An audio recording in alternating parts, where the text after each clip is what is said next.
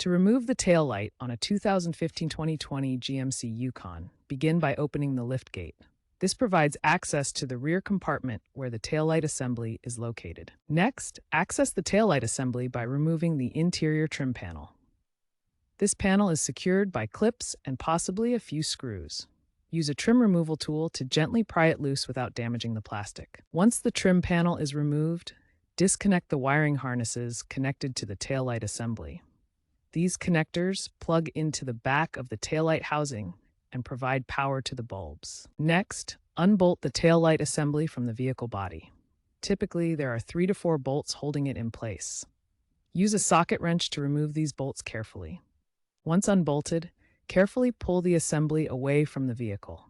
It should come free now that the bolts and wires are disconnected. With the assembly removed, you can access the individual bulbs by twisting them out of their sockets. The bulbs are what provide the lighting functions like brake lights and turn signals. Remember to disconnect the battery to prevent any shorts and use appropriate tools like a screwdriver, trim removal tool, and socket wrench for a smooth process. When replacing bulbs in your GMC Yukon, use 3157 bulbs for brake and taillight functions and 921 bulbs for reverse lights.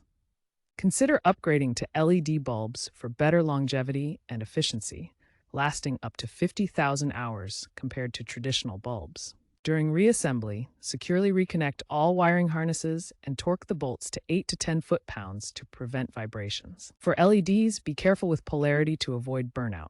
After reassembly, test all lights and use an OBD2 scanner to check for error codes, ensuring no issues with the lighting control module. To prevent water ingress, apply silicone sealant around the taillight housing. Following these tips ensures your GMC Yukon's taillights function reliably.